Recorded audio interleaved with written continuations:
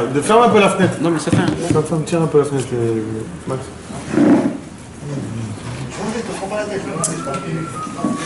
Bezrat Hashem. Avec l'aide de Dieu, on va aborder le premier cours de l'année. Bezrat Hashem, Parashat Noach. Parashat Noach, une paracha très spéciale, comme la paracha de l'année dernière, de la semaine dernière, pardon. Bereshit, et comme tout ce livre-là, le livre de Bereshit, qui est super chargé d'histoire, d'études, rempli de grands perceptions divines. Des dizaines de milliers de pages ont été écrites rien que sur le mot Bereshit. Rien que sur le mot Bereshit. Des dizaines de milliers de pages par tous les tzadikim de toutes les générations. Après, pareil, pour tout ce qui s'est passé, Shabbat, Noir. Mais, mes amis, cette paracha, la paracha de la semaine, parachat Noir, est une paracha qui est très... Excuse-moi. Ouais. Excusez-moi de te couper. Tu crois que tu peux dédier le cours Bien sûr. David Benaïch. Ilou Nishmat, David Benaïch. David Benaïch. Dieu repose son âme. Bezrat Hashem. David Ben Esther. Moshe Ben Esther. David Ben Esther. Zaïza Badjouli. Yocheved Bat Miriam. Yocheved Bat Miriam. Hadji Ben Zaïza. Hadji Ben Zaïza. Encore un autre nom? Jacob Ben Fortuné. Jacob Ben Fortuné. Messaouda. Le père de Tommy. Ilou Nishmat, François Ben Mila. Refoua.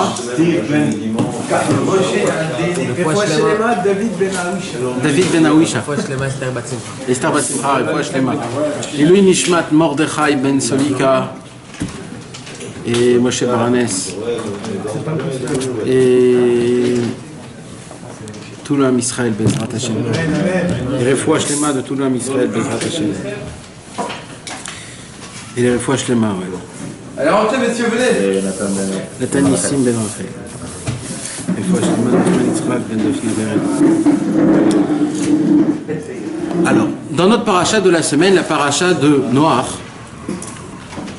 d'abord on va essayer un petit peu de raconter sur un pied l'histoire, poser quelques questions et après partir dans les perceptions divines de Rabbi Nachman.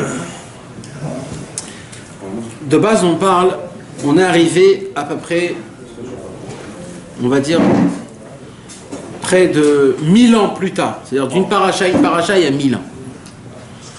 Pendant 1000 ans, Adam Harishon a vécu une vie qui est personnelle à Adam Harishon.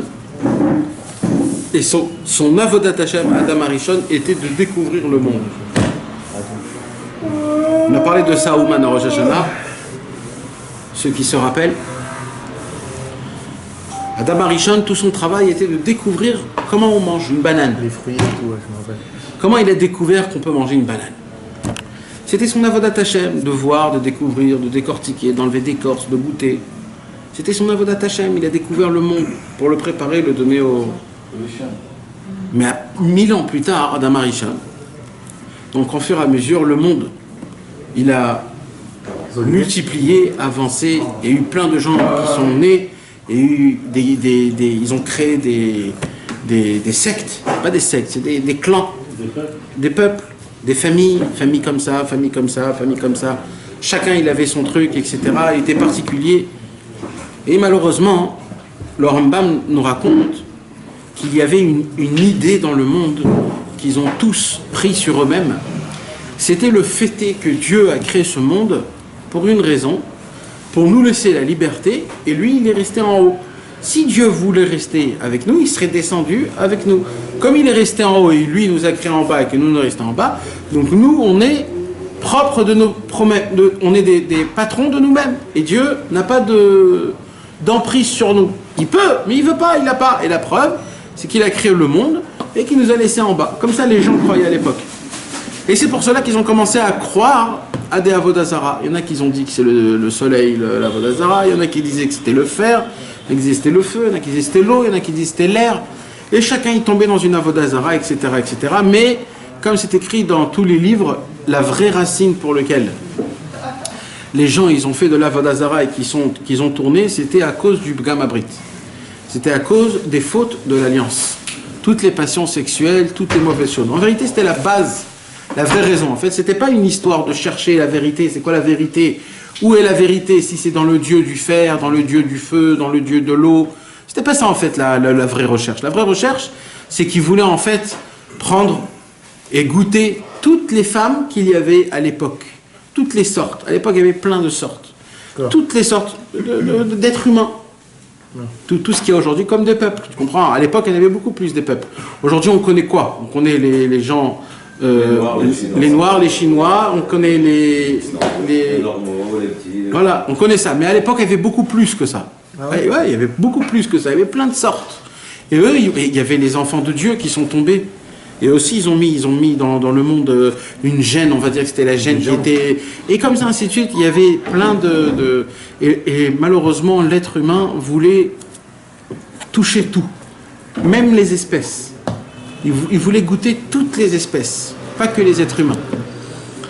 Toutes les espèces. C'était je ne sais pas si on peut appeler ça une maladie, je ne sais pas si on peut appeler ça... Mais il y avait un vent de passion sexuelle qui était augmentée à ce que nous, on ne connaît pas aujourd'hui, mais à l'époque, qui était très grave. C'était même pas que les êtres humains qui fautaient, c'était même les animaux qui fautaient. C'était les animaux, mamache, qui... Ils allaient avec des autres espèces, et ils allaient même avec des êtres humains. Et c'était un vrai balagan total, comme on peut même pas s'imaginer. Le mal est rentré, ancré dans tous les êtres humains. Et elle dit, la Torah... Jusqu'à 3 tfarim en dessous de la terre, c'était impur. Jusqu'à 3 tfarim, c'est-à-dire 15 cm dans la terre. Non, 15 cm. La terre a été contaminée des passions sexuelles de ce monde-ci. C'est pour ça que quand le déluge est venu, elle a déterré 15 cm de la terre. Parce que même ça, c'était... Sauf qui? Sauf les poissons. Les poissons n'ont pas fauté. Les poissons, c'est pour cela que les poissons, ils faisaient pas partie du déluge. Quand il y a eu le déluge, eux, ils sont pas morts. Ils sont pas morts. Même que le déluge en lui-même était chaud, mais comme eux, ils étaient déjà dans la mer, donc ils sont pas morts dans tous les cas. Mais top. Akadosh Baruch Hu, à la fin de notre paracha, Vayar Adonai ki rabba ra'at Adam. Akadosh Baruch Hu a vu le mal de l'être humain, ce que l'être humain a fait dans le monde. Akadosh Baruch Hu, il a dit, pourquoi j'ai créé un monde pareil? Pourquoi? Alors je vais le redétruire. Pourquoi? Parce que c'est pas la première fois que Dieu il détruit un monde. Avant ce monde-là, il y a écrit qu'Akadosh Baruch Hu, il créait des mondes et il les détruisait. Il n'avait pas créé d'homme dedans. Si. Ah ouais? Ouais. Et nous, quoi, ils étaient un monde habité ou des mondes... Ouais. Par des êtres humains? Ouais. Par un peuple juif et... Non. Ah, il y a Des pas êtres humains. C'est ça, Les êtres humains, c'est pas des humains. Ces êtres humains qui ont été détruits, ils sont restés, c'est devenu Il y en a oui, il y en a non, parce qu'il y a dans le bien, il y a dans le mal, il y avait de tout. C'est-à-dire, c'était... Mais le monde, pourquoi Dieu il crée des mondes et il les détruisait? Pourquoi? Comment? Les scientifiques ils disent il y a des millions d'années. Parce qu'ils n'étaient pas... C'est les mondes anciens. Ouais, mais Ou alors c'est un monde ancien que Dieu a créé. Voilà, c'est le Maboul qui a... C'est ça le Inyan. Dieu a créé un monde ancien. Le Maboul, il a pu modifier. Non, mais l'autre explication, parce que moi j'aime bien répondre à cette question, parce que c'est une question que tout le monde pose. Et j'ai entendu une fois une réponse vraiment qui est logique. C'est que le soleil et la lune, ils ont été créés le 4e jour. Okay. Pour avoir un temps, un Zman de 24 heures, il fallait avoir le soleil et la lune, sinon il n'y a pas de Zman. Donc avant les 3 premiers jours, vu qu'il n'y avait pas le soleil et la lune, c'était le temps de Dieu, il n'y avait pas de notion de temps. De 24 heures. Donc ces 3 jours d'avant, ils peuvent être des... Mais moi j'ai entendu, si je peux le répondre à mon ami, qu'il y avait une lumière, c'est la lumière, il y avait une lumière, c'était pas la lumière du soleil et la lune, mais il y avait une autre lumière, la lumière divine. Et qui donnait la notion de temps. C'était vraiment... Laure à Galouz. Nous on est le 5e, c'est ça? Non, Non, je parle pas de ce genre de choses. Et quand il a fait 974, c'est quoi? C'est les générations ou les mondes? Les générations. Alors, oui, c'est 26 On ne sait pas combien de mondes. Il n'y a pas écrit. Il y a écrit Aya Boné Olamot ou Machrivan. Il crée des mondes et il les détruisait. Pourquoi? Il dit Rabbi Nathan, c'est même écrit dans le Baal Shem Tov, parce qu'il n'y avait pas le concept tzaddik. Quand il n'y a pas le tzaddik, le monde ne peut pas tenir. C'est quoi le tzaddik? C'est l'homme qui s'occupe de faire le shalom baït entre les êtres humains et Hachem. Qu'il intervient en bonne manière, en bonne façon chez Hachem, et chez Hachem, il intervient en bonne façon pour nous. Il fait le shalom. Quand il n'y a pas le concept du tzaddik, le monde ne peut pas tenir.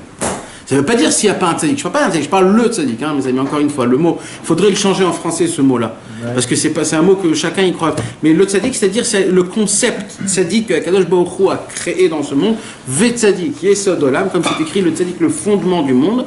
Pourquoi fondement du monde? Parce que tant qu'il n'y avait pas de tzaddik, chaque fois que Kadosh Baruch Hu crée un monde, il le détruisait, le monde ne peut pas tenir, ne pouvait pas tenir.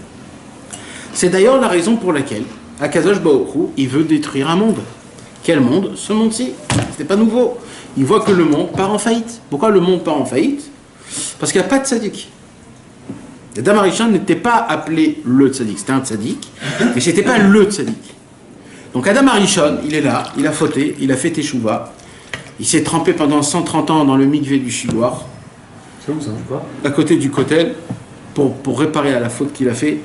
Il a pleuré, il a craché du sang jusqu'à que sa peau elle s'est effritée, etc., etc. Et sauf il a fait teshuva, et Akadosh Baruch Hu l'a pardonné, etc., etc. Mais il n'y avait pas le concept du tzaddik qui rapproche le peuple à Akadosh Baruch Hu. Alors automatiquement, le monde va en faillite. Si vous me posez la question, comment c'est possible qu'il n'y avait pas de tzaddik? Il y avait par exemple Shem, le fils de Adam Harishon. Après Shem, il y avait qui? Il y avait Hanor. Hanor, c'est devenu l'ange Matal, c'était devenu l'ange... Voilà, des tzadikim. Oui, il y avait des tzadikim. Mais c'était... Ils ne pas de tzadik pour les autres. Voilà, c'était des tzadikim pour eux. Que eux. Ils diffusaient pas. Ils faisaient pas des... Venez, rapprochez-vous, c'est important, vous sachiez. Il restait que eux, tzadik. Par contre, il y en avait un qui a un petit peu changé le concept et que oui, il est allé à droite et à gauche pour essayer un petit peu de parler de Dieu dans le monde. C'était qui?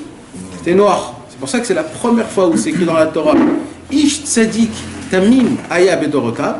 Pourquoi on dit tzadik? Adam Harishon c'était pas un tzadik, Shem c'était pas un tzadik, Hanor, Metouchelar, les mères c'était des tzadikim. Ouais, donc c'était des tzadikim. Pourquoi la Torah n'en parle pas d'eux? Parce que eux, ils ont fait que pour eux-mêmes. Noach c'est le premier qui a fait pour les autres. Donc Noach, il est appelé tzadik tamim aya bedorotav, un tzadik parfait qui était voilà. Donc ça fait partie du... Vous permettez juste... aux toilettes,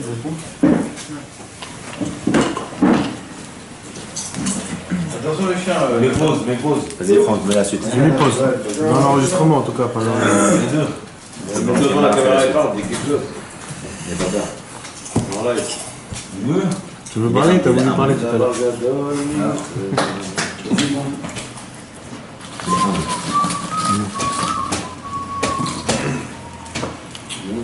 Non, on va en faire. Il attend. C'est déjà vos plastiques là? Tu es sûr, tiens? Ah non, on est pause, non?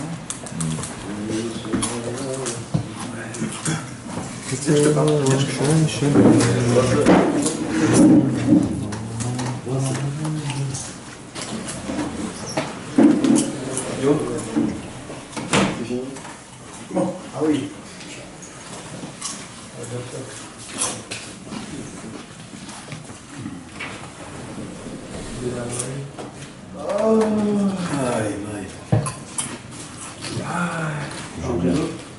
La belle il a tzadik. Ah, je sais pas. Hendrix. C'est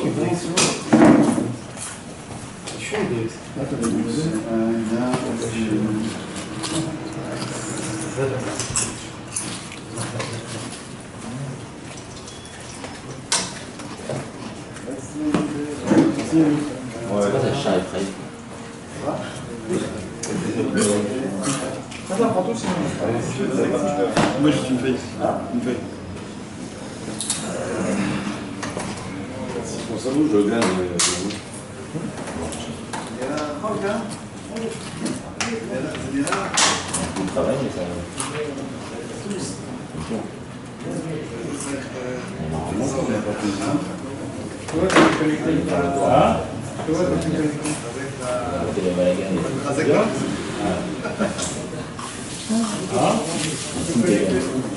Si.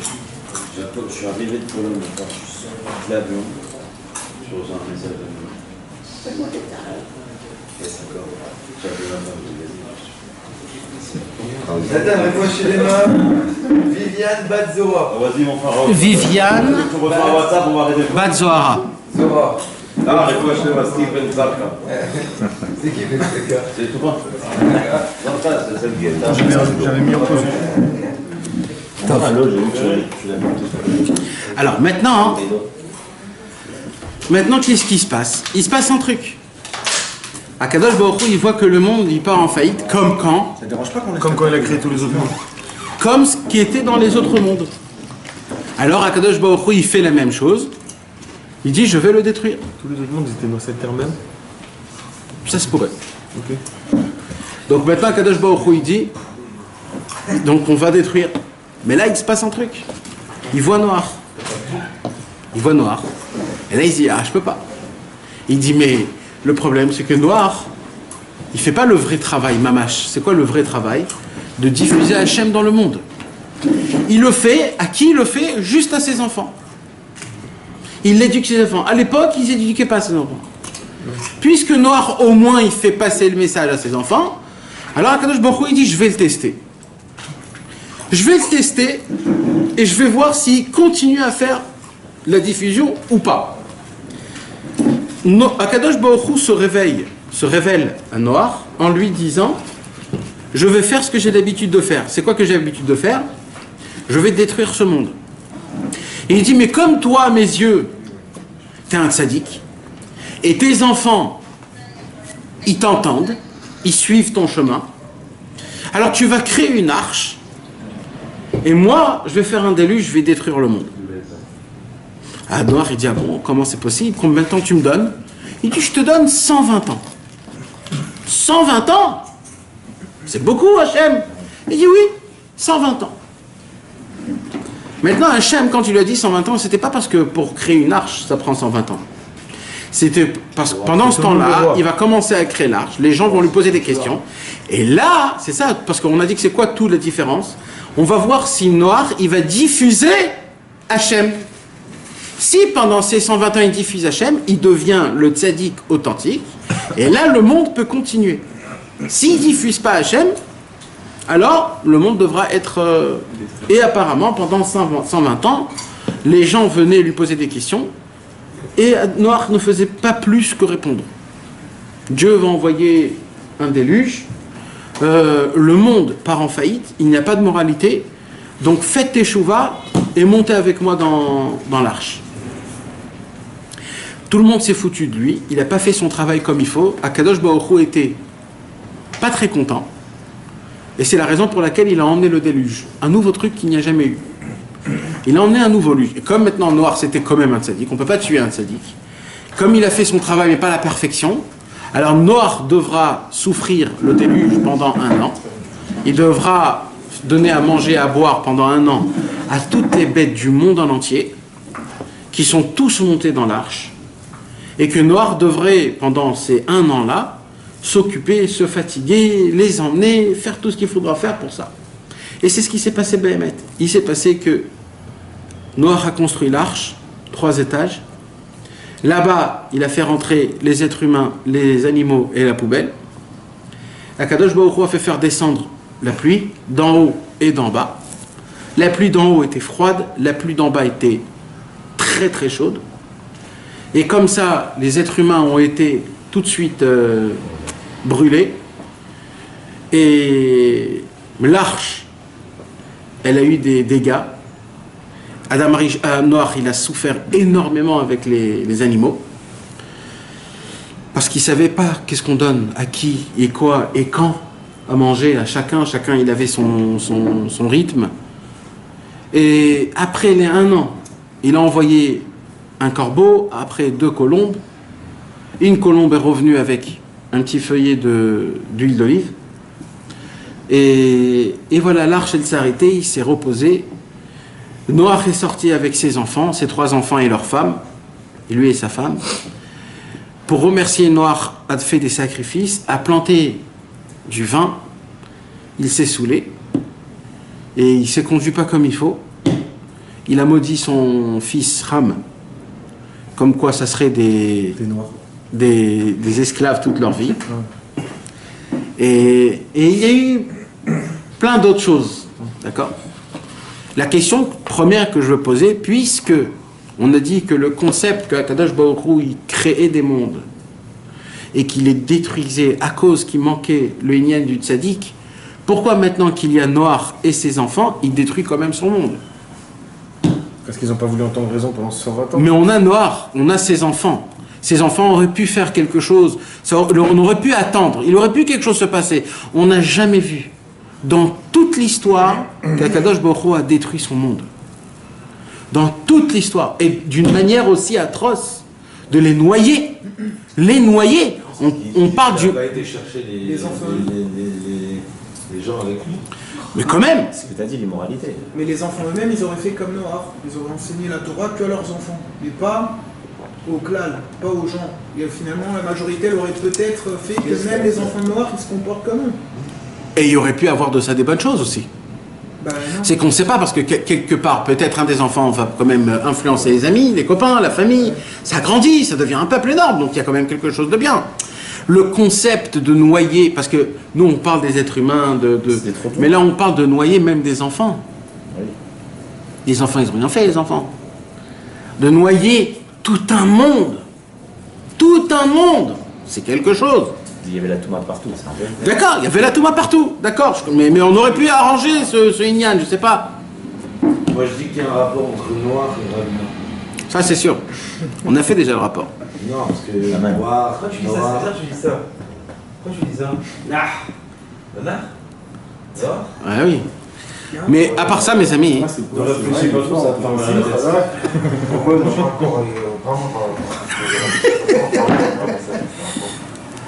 Alors mes amis, Bezrat Hashem, ce soir on va parler de plusieurs choses. Déjà, il faudrait voir comment dans la Torah c'est écrit. La Torah elle dit comme ça. Ou Mikol Achai, Mikol Bassar. Tout ce qui est vivant, toute chair. La Torah elle précise. Tout ce qui est vivant et toute chair. Mikol, ta vie, et la teva. Tout ce qui est vivant, toute chair, tout ce qu'il y a amène dans l'arche. Il n'aurait pas pu dire tout simplement amène les animaux. Il a dit tout ce qui est vivant, toute chair. Ça veut dire quoi toute chair? Tu connais quelque chose qui est vivant et qui n'a pas de chair? Non. Alors non, on ne parle pas d'un rocher d'amener dans l'arche. Là, on parle des animaux. C'est vrai que quand il a fait cette époque-là, il y avait des animaux à forme humaine. Ouais. J'ai entendu ça. Quand il a fait monter les animaux forment. Quoi? Comme quoi, par exemple? Il y avait des êtres humains, c'était des animaux en fait. Et ils disent que tout le... Scarabée, ça s'appelle la chair. Ils ont quand même quelque chose. Ils ont dans les pattes, ils ont... Comment ça en fait? C'est une première question. Deuxième question, il y a écrit Mikol tavi el ateva, la chiot itra zara onekeva.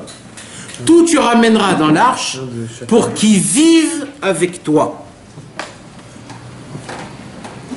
Pour qu'ils vivent avec toi. Itra, imcha, pour les amener, pour qu'ils puissent vivre. Pourquoi la chiot itra? Pourquoi de faire vivre avec toi? On dirait qu'il y a un lien tout en même temps avec Noach. La façon de comment Akadosh Baruch Hu a demandé de ramener les animaux dans l'arche, c'est une raison qui est hyper très spéciale. Là-bas, il y a écrit comment la Torah, elle appelle le mâle et la femelle des animaux. Ish ve'ishto. L'homme et sa femme. Homme et sa femme. On ne se dit pas Ish ve'ishto à un taureau et une vache. Mais la Torah, elle dit Mikol abasar ish ve'ishto, Mikol abehema teora tikach lecha shiva shiva ish ve'ishto. L'homme et sa femme. Comment t'appelles l'homme et la femme? Comment c'est possible un truc pareil? Pourquoi la Torah mentionne ish ve'ishto dans des animaux? Normalement, Zachar ou Nekeva, mâle et femelle, pas Ish ve Ishto. Top. Alors, Bezrat Hashem, avant de répondre à tout ça, on va un petit peu parler des choses importantes. Avec ce qu'on va parler, on va comprendre la réponse de tout ce qu'on a posé comme question. Vous savez, ça a été quoi la première création matérielle du monde? Ça a été quoi la première création matérielle du monde? Pour matériel, le soleil et la lune, c'est matériel? Oui. Mais c'est pas le soleil et la lune, la première création. C'est le quatrième jour. La lumière, genre. Non. Le ciel et la terre. Non, le ciel et la terre, non. C'est pas ça la première. Le ciel, il est fait de quoi? De rien. D'eau. Donc il y avait de l'eau. Les odorants, les odorants. Il y avait du feu. Il y avait du feu aussi. La première création du monde, c'est les 4 éléments. Les 4 éléments. Ah, il a. D'accord? C'est les 4 éléments. C'est quoi les 4 éléments? L'eau, le feu, l'air et la terre. En premier, c'était le feu, Esh. Après, c'était le rouar, le vent. Après, c'était l'eau. Après, c'est la terre. Le feu et l'eau, parce que c'est quelque chose qu'on ne peut pas le toucher, donc c'est appelé au-dessus de la matérialité. Pourquoi l'eau, on ne peut pas le toucher? L'air, le feu et l'air sont des choses qui sont, on va dire, encore spirituelles. D'ailleurs, d'où a été créé le feu, le premier feu? Des étoiles, non? Des étoiles. À la vitesse des étoiles où il tournait, ça a créé le feu. On a étudié dans le Torah la Medalev, tu te rappelles? C'est le feu, c'est la vitesse qui a créé le feu, et l'air, c'est la pulsion de la vitesse qui a créé l'air. Donc, dans ce monde-ci, la première création dans la planète Terre, première création, non, même avant la planète Terre, première création, c'est quoi matériel? C'est l'eau. L'eau, c'est la première chose qui a été créée. Après, ça a été créé la terre. On a compris, les amis?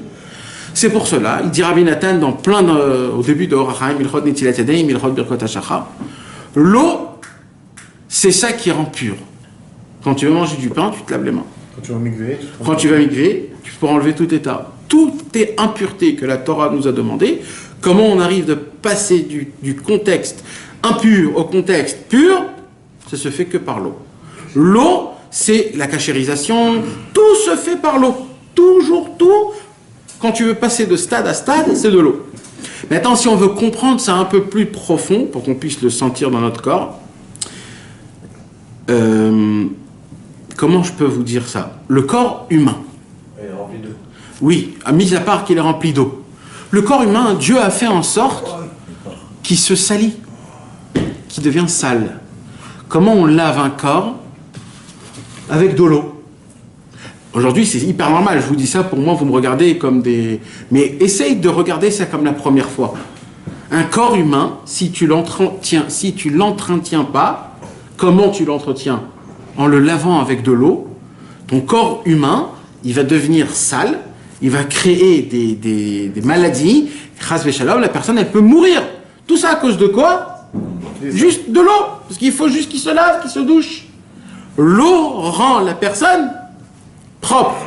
Quand tu veux manger un aliment, comment tu le nettoies? Avec de l'eau. Tu ne nettoies pas sur quelque chose. L'eau, il fait en sorte que la chose que tu as, elle la perfectionne et elle la rende pure et neutre comme elle était. C'est-à-dire l'eau, elle ne donne pas comme par exemple le vin. Si tu aurais lavé une pomme dans le vin, par exemple, je donne un exemple. Alors, il y aurait un goût de vin, puisque c'est pas neutre. Si tu laves un habit avec du vin, tu le salis. Même si le vin, c'est un vin exceptionnel, qui coûte des millions, etc. Mais c'est un vin, tu l'as sali, ton truc. Akadosh Baruch Hu a créé quelque chose de pur, de net, sans goût, sans rien. Mais c'est la chose la plus vivante qu'il y a dans le monde, c'est l'eau. Quand t'as soif, tu peux donner soif. Quand t'as soif, ouais, quand t'as soif, tu bois de l'eau. Mais pire que ça, Dov, il y a plus que ça. Quand tu veux planter une graine pour que ça pousse, c'est l'eau. La vie en entier du monde, c'est l'eau. Akadosh Baruch Hu a fait que dans l'eau, tu te rends tout neuf. Maintenant, c'est quoi l'importance de l'eau? L'importance de l'eau, c'est comme Dieu. C'est Dieu. L'exemple de comment savoir c'est quoi Dieu, c'est l'eau. Parce que quand tu prends de l'eau, d'accord? C'est hyper simple l'eau. Si tu mets à côté de l'eau un bon vin, un vrai bon vin, l'eau, elle vaut rien. parce que c'est un bon vin. Si tu prends un autre, une bière ou alors de l'huile d'olive, aujourd'hui, bon, c'est courant, mais l'huile d'olive, ça vient d'huile, c'est pressé, il a un goût qui est spécial. Il a même une bracha spéciale, l'huile d'olive. Si tu prends l'huile d'olive, tu fais pas chacun, tu fais Haetz. Tellement qu'il est important, l'huile d'olive. Il est important, c'est pas une huile normale. Le Geffen, le vin, il a une bracha spéciale que pour lui. Le lait, c'est énorme le lait. C'est du sang qui caille, qui devient du lait. Akadosh Baruch Hu, il fait en sorte que la vache, elle peut faire sortir du lait. C'est des choses que Akadosh Baruch Hu, il a créé dans le monde, qui sont exceptionnelles. Mais si tu laves maintenant ton habit avec du lait, tu le cailles complètement, il va puer. Si tu laves ton titit avec de l'huile d'olive, il n'y a plus rien à faire. Mais maintenant, c'est exceptionnel. Mais il faut le faire avec quoi? Avec de l'eau. Vous savez, la plus grande discussion mondiale qu'il y avait, les plus grands philosophes, même Goy, c'était quoi leur conversation? C'est quoi Dieu? C'est quoi Dieu? Alors, les philosophes, ou les plus les grands cerveaux du monde, toujours ils veulent décrire Dieu comme le plus fort, le tout puissant, le plus beau, le plus bon, etc., etc. Donc pour eux, quand tu veux décrire c'est quoi Dieu, ils vont te dire c'est comme un vin qui date de 1000 ans. C'est un truc du jamais vu. Mais d'après la Torah, c'est faux. À Dieu, à quoi il ressemble? Comment? L'eau. Il n'a pas de couleur, il n'a pas de goût, mais toutes les forces de vitalité sont dans l'eau. C'est ça Dieu.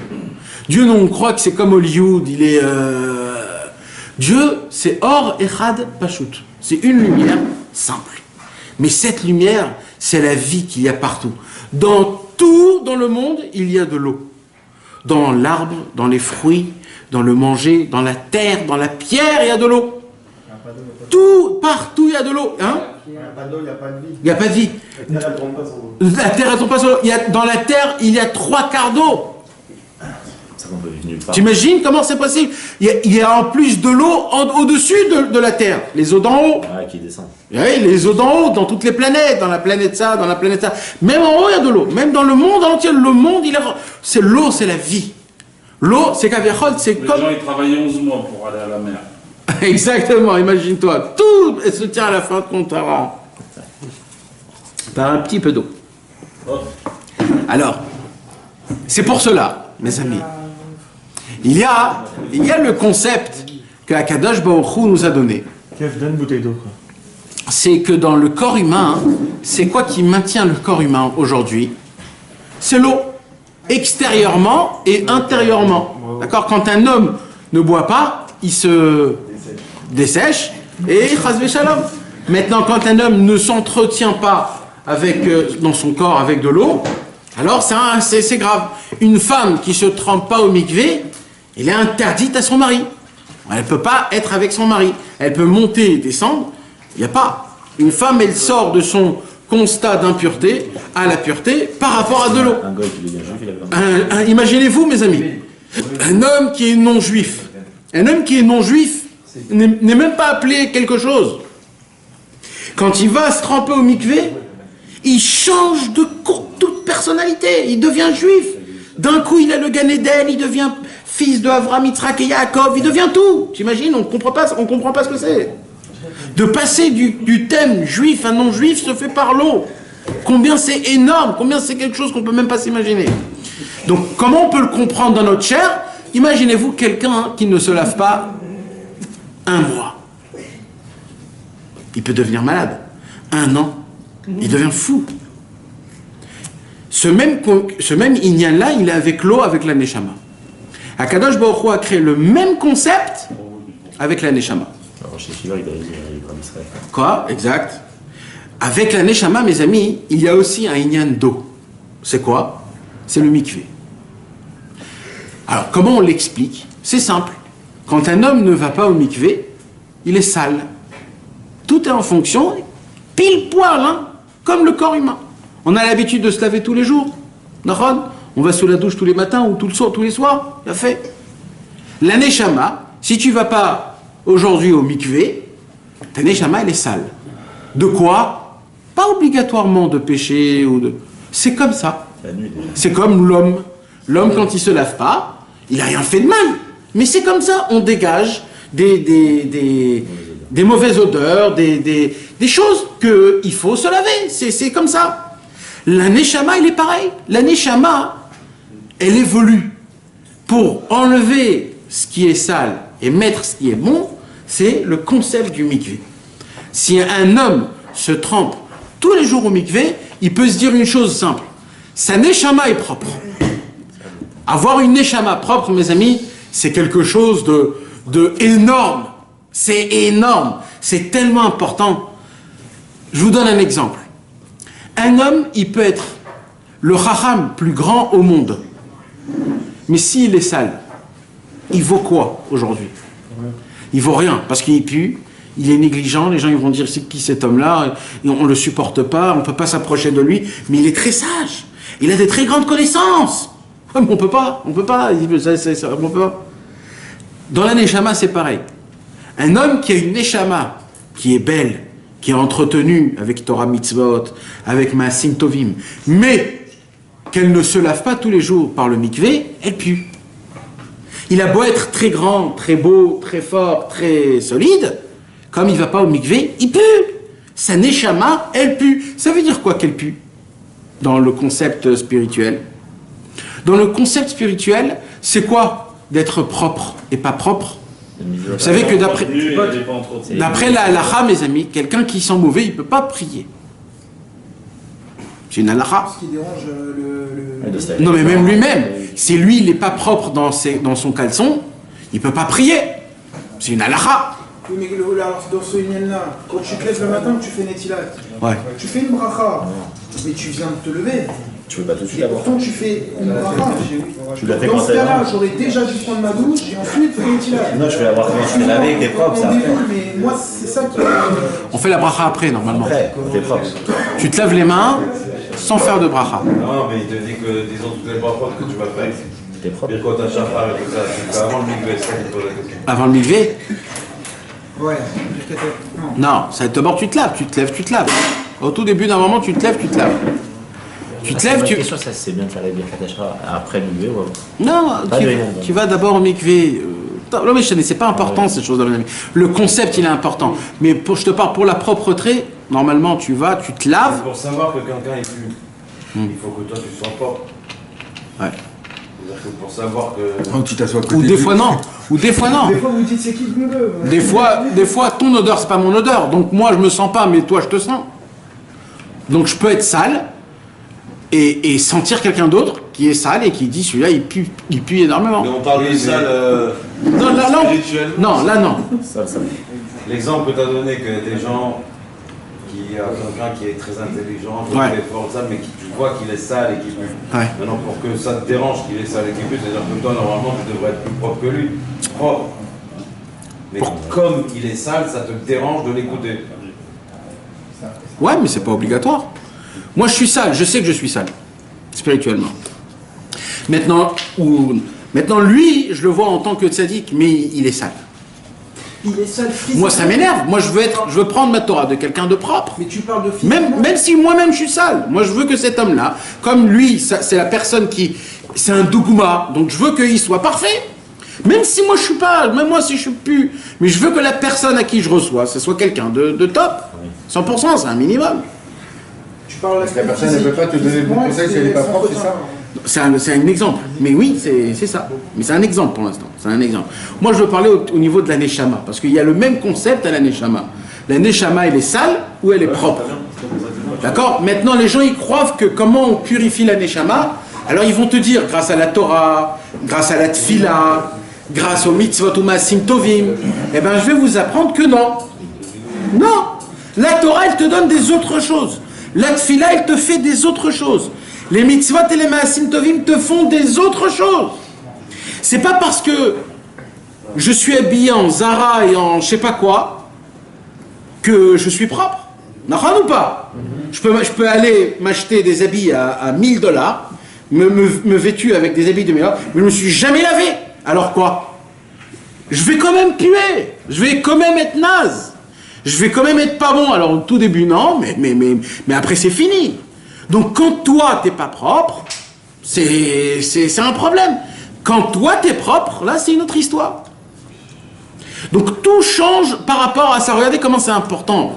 Je reste un petit peu sur ce point pour qu'on puisse bien comprendre, parce que ce que je veux qu'on parle, qu'on puisse le comprendre, c'est notre Neshama. Maintenant, venez, on parle en gros, mes amis, d'accord? C'est quoi le problème d'être sale? Alors on a dit déjà, la halakha nous apprend qu'un homme qui est sale ne peut pas prier. Il y en a qui disent même qu'il ne peut pas étudier. Il y en a qui disent. Mais un homme qui est sale et qui sent mauvais, il ne peut pas prier. Pourquoi? Comment c'est possible? Qu'est-ce qu'il y a? On dirait que Hachem il sent. Pourquoi il ne peut pas? Mabaya. Où est le problème? C'est spirituel. C'est pas spirituel la saleté. Pourquoi? Eh ben non. C'est parce qu'il y a écrit que Akadosh Baruch Hu, il aime la propreté. Akadosh Baruch Hu, il aime la propreté. Vitem nekiim Adonai umi Israël. Dans les habits. Dans tout, c'est très important, la propreté. L'odeur. On n'a pas le droit de prier dans un endroit qui sent mauvais. On n'a pas le droit de prier dans un endroit où c'est à l'endroit de la poubelle, même si la poubelle n'est pas, même s'il n'y a pas de mauvaise odeur. Vous entendez ce que je suis en train de vous dire? Et imaginez-vous, il y a un endroit de poubelle, d'accord? C'est un endroit de poubelle. C'est là-bas où on jette tout. Du jour au lendemain, ils ont pris les poubelles et ils ont barré. Maintenant, il n'y a plus de poubelle. Plus de poubelle. Ils ont enlevé les choses qui puent. Parce que c'est un endroit de poubelle, tu n'as pas le droit de prier là-bas. Maintenant, pourquoi? Il n'y a pas de poubelle et ça sent pas mauvais. C'est l'endroit des poubelles, tu ne pries pas là-bas. Les gars, le Kotel, c'était un endroit où ils jetaient les Romains. Après. Mais de base, non. Ah, d'accord. Moi, je te parle de base. Ah, c'était fait exprès. D'accord? Donc, regardez jusqu'à où, comment ça fonctionne. Pourquoi? Parce qu'Akadosh Baruch Hu, il aime la propreté. Pourquoi il aime la propreté? Racine dans la racine, pareil pour la Neshama. Parce que la Neshama, elle doit être propre. Elohai Neshama Shenatatali Teorai. Dieu, quand tu m'as donné ma Neshama, tu m'as donné qui est pure. Elle est propre. Et moi, ce que je vous demande, c'est que vous me la rendiez, rendre propre. C'est-à-dire quoi, propre? Jamais elle peut être propre si tu l'as fait descendre dans ce monti pendant 70 ans. Non, quand Akadosh Baruch Hu te dit propre, c'est au sens simple qui veut dire, c'est-à-dire propre. Pas d'Afkat Tzadik ou Kadosh ou Taor, ça c'est bien. Mais moi, ce que je vous la demande, Elohai Neshama Shenatatabi Teorai, je veux qu'elle soit propre. Maintenant, c'est quoi qui fait en sorte qu'un homme, il arrive plus à se fatiguer, plus à être sale que autre? Quand Razvé Shalom, un homme, il fait des péchés, là, c'est comme si il prend une saleté, qui se la met sur lui-même. Il accumule. Donc là, qu'est-ce qu'il fait? Il se met une mauvaise odeur. Il se met sur lui une saleté qui rend sa neshama qui n'est pas propre. Des mauvaises idées, des mauvaises visions, des mauvaises envies. Ça crée la neshama pas propre. Maintenant, comment on fait pour enlever ces choses-là? On les enlève par le mikvé. Alors écoutez bien ce que je vais vous dire. Vous savez que dans la réalité, dans la Torah, ce qui est le plus grave, c'est la pensée. L'action est moins grave. On crée des mondes. D'après la Torah, quand tu as voulu faire un péché et à la fin tu ne l'as pas fait, le fait est que tu as voulu faire, dans le ciel, c'est très grave. Et c'est comme ça qu'on salit notre neshama. Non, parce que quand tu le fais, c'est encore plus grave. Parce que c'est et l'action et la volonté, les deux en même temps. Là, tu as tout sali. Là. Mais la Torah, elle te dit, quand dans ta pensée tu fautes, c'est là où tu salis ta neshama. C'est là où tu salis ta neshama. Quand tu fais, c'est comme ça. Alors maintenant, écoutez bien ce que je vais vous dire. Écoutez bien ce que je vais vous dire. Comment on fait maintenant pour enlever cette saleté? Le mikvé. Quand tu rentres au mikvé, tout nu, dans l'eau, à ce moment-là même, tout de suite, mais écoutez bien, c'est écrit Meforash. L'acte d'aller au mikvé, ça t'enlève toutes les volontés que tu as voulu faire des péchés. Tous! Plus rien! Il n'y a plus rien. Okay. Pas besoin de faire tes chouvas, pas besoin de faire tout ça, pas besoin. C'est le lavage. Tu rentres, plus rien. C'est pas dans 10 ans, ça, petit à petit ça va passer, ça prend du temps à faire tes chouvas. Non! Le concept du mikvé, c'est de rendre propre ta neshama, mamash. Et ça, c'est pas il y a des tâches où ça enlève, il y a des tâches où ça enlève pas. Au niveau de la pensée, au niveau de l'acte, de la pensée que tu as voulu faire, chacun dans sa pensée, il délire. Pas d'afka dans les passions sexuelles, dans tout. J'ai voulu voler quelqu'un, j'ai voulu dire un gros mot, ou alors dans mon cerveau, je suis en train de le maudire, ce mec, dans ton cerveau. Tout ce genre de choses où il n'y a pas eu d'acte, c'est là où ça... Et les actes, ils se nettoient aussi, non? Hein? Les actes. Les actes, c'est par rapport à la tchouva. Après, tchouva, il y a mikvé. Mikvé, ça enlève quoi? La pensée des choses. Parce que la pensée, elle est énorme. Elle est énorme. La volonté de vouloir faire des péchés. Directement ou après 3 fois ou après 5 fois? Directement. Normalement, directement. Après, si tu rajoutes sur toi de la sainteté et de la pureté, si tu rajoutes. C'est comme le parfum, après que tu te... Hein? Trop, c'est pas bon, mais le premier, c'est un parfum. Après, le deuxième, c'est les belles lunettes Ray-Ban. Après, le troisième, c'est l'habit. Après, c'est chaque fois des belles... On ne peut pas faire un péché sinon, c'est un... D'accord. C'est pour ça qu'il faut toujours se tromper avec lui, en vérité. Mais moi, je te parle pas ça maintenant. Moi, je te parle de quelqu'un qui dit « J'ai pas fauté, j'ai juste voulu fauter. » Écoutez bien, mes amis. Est-ce que, par exemple, entretenir la pensée sans vouloir fauter, il y a une différence entre vouloir entretenir une pensée mauvaise, qui donne un peu genre un fantasme. Mais tu sais que tu veux pas et que tu vas pas fauter. Ok, alors là, Rabbi Nathan, il parle de ça. Ils appellent ça marcher votre route. Il dit quoi? Il dit Yalou Shamaim Yerdu Teumot. Il dit la pensée, il y a une règle. Il dit c'est que ça monte, quand ça monte, c'est au ciel, quand ça descend, c'est tout en bas. Il dit tu peux réfléchir, soi-disant te fantasmer sur un trip que t'as. Et tu verras qu'en 15 secondes, t'es dans un autre monde complètement, t'es allé dans un autre monde très grave. T'as pas les commandes pour tenir ta pensée, dit Rabbeinu. Ça va très très vite. Dans la Mida, tu le vois. Mais ouais. Il y a un moment, tu sais qu'il y a réception, tu dois faire. Il y a les liens. Il y a une seconde. Hein. Et tu sais pas pourquoi. Il dit que c'est comme le cheval qu'il faut le. Exact. Exact. Mais qui est capable de gérer ça? Très vite. Quand tu te laisses à penser. Il faut la chasser. Tu te laisses à penser. Là, il m'a dit. Quand ça arrive, il faut la chasser. Là, voilà. On peut pas avoir deux pensées. Quand ça arrive, On peut pas avoir. Deux pensées en même temps. D'accord. T'as une mauvaise pensée, tu penses à une autre, ça part. C'est un travail. Tu peux pas avoir deux pensées en même temps. Ça, c'est le conseil que Rabbeinu nous dit. Jamais deux pensées il y a en même temps. Tu as une mauvaise pensée, tu penses une autre pensée. Tu penses à de l'argent, tu penses à... Voilà. Tu penses une autre pensée. Mais c'est pour ça que de se laisser triper dans une pensée stable pour le kiff, il dira, ben non, c'est très grave parce que au tout début c'est rien, mais après ça part très vite. Mais quel un jour ou l'autre, à la seconde même, tu pars. Quand des fois tu te dis, allez viens, je me fais un kiff, si je gagne l'euro million, qu'est-ce que je fais avec? Et tu rentres dedans. Et d'un coup tu vas te retrouver dans un monde, tu sais pas où, comment je suis arrivé là. Ça va très très vite. Alors maintenant mes amis, écoutez ce que j'ai à vous dire parce que c'est tellement important, c'est énorme. Pendant 1000 ans, depuis la création du monde jusqu'à Noach, le Midrash nous raconte, quelque chose de très très manienne. C'est quoi? Le Midrash nous raconte que toutes les fautes qu'il faisait,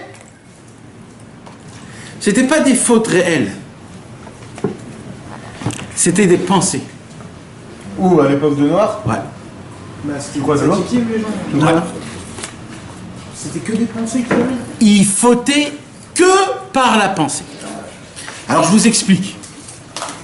C'est pas comme aujourd'hui. Nous aujourd'hui, on utilise même pas 1% de notre cerveau.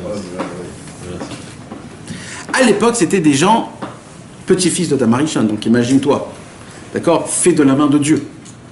C'était des personnes que quand ils réfléchissaient, quand ils rentraient dans la chorma, dans la marshava, ils étaient à 100% là-bas.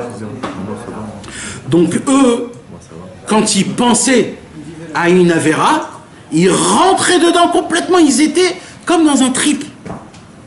Ils étaient complètement là-bas. Ils savaient que l'acte en lui-même était interdit. L'acte en lui-même, il comprenait que c'est pas la même espèce. Pourquoi aller avec une autre espèce? Mais il se faisait des fantasmes d'aller avec des autres femmes, ou avec des autres animaux, ou de voler, ou de faire du mal, ou de créer des armes pour tuer. Parce que c'était vraiment l'époque. Et tout était dans la tête. Alors eux, ils viennent, ils sont dans le monde, et ils voyagent dans leur cerveau, ils se font des fantasmes. Quand Noach il vient pour construire l'arche, Noach il dit Dieu ne supporte pas ce monde, Dieu veut détruire le monde. Les êtres humains ils disent mais pourquoi? On n'a rien fait de mal. Ils ont dit je sais pas moi, il dit Noach, moi je sais pas, c'est ce que Dieu m'a dit. Maintenant tout le monde il dit mais on n'a fait aucune action de mal. La seule chose qu'on a fait c'est on est tombé dans la pensée. Et la pensée, elle est très grave dans le ciel, la pensée. L'impact est encore plus fort en haut dans le ciel. Nous, on fait que du bien. Nous, on fait que du bien. On a créé ça, on a créé ça. Mais ce qu'ils savent pas, c'est que dans la tête, ils sont allés avec tous les animaux. Parce que c'est dur de trouver un homme qui va avec des animaux quand même. Quand même. Il faut être malade mental. Non mais vraiment parce que d'aller avec un animal ça veut dire. Et maintenant un homme non mais ça veut dire et eux ils ont pris ça en tant que tava, ça veut dire nous notre tava c'est de voir une femme belle. D'accord. Eux leur tava c'est quand ils voyaient un petit chat ils disaient oh là là. Non mais vous imaginez le truc. Il m'a coûté 3000. Non mais vous imaginez comment c'est grave. C'est le mec qui dit regarde la vache là, regarde la vache, c'est la folie. C'est quoi ce truc là? Non mais c'était ça. Maintenant en action, ils étaient propres tous. En action, ils étaient propres tous. Et vous voulez... Envoyer des tzadikim, ça veut dire quoi? Je vais pas aller à dire des tzadikim, mais c'était pas des réchaïm. Ils faisaient pas d'avérotes. Mais vous voyez quand même, tu dis la terre, elle s'est pervertie. Il y avait des légumes. Il y a écrit, tu mettais des graines de pommes, sortaient des légumes. Alors quand ils voyaient ça, ils voyaient Nahon, mais ils se disaient, c'est parce que Dieu a maudit la terre. C'est pas à cause de nous. Mes amis, vous êtes avec moi parce que c'est vraiment important là, ce qu'on va étudier. Là, on va dévoiler un chidouche, que même pour moi, ça a été un chidouche. Comment vous pouviez les haïr si c'était que des pensées? Je veux dire...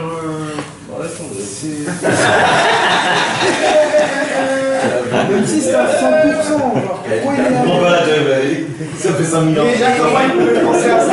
Noah, ça veut dire qu'il n'avait jamais de pensée impure. Noah, lui, il arrivait à ne pas avoir une seule pensée impure. Parce qu'il était plus ou moins le tzaddik. Un vrai tzaddik, c'est un homme qui ne faute pas dans son cerveau. Aucune. Dans son cerveau, il n'a aucune faute. Maintenant, je vais t'expliquer un autre truc que je l'ai déjà dit plusieurs fois et rappelle-toi bien de ce que je vais dire. Aujourd'hui, quand tu as besoin de boire un verre d'eau, qu'est-ce que tu fais? Non, c'est pas normal. Voilà, tu prends un verre, tu prends une bouteille, tu ouvres la bouteille, tu renverses dans le verre et tu bois. Si tu peux pas bouger, tu peux boire? Non. Donc, ce monde-ci, tout fonctionne par rapport à l'action.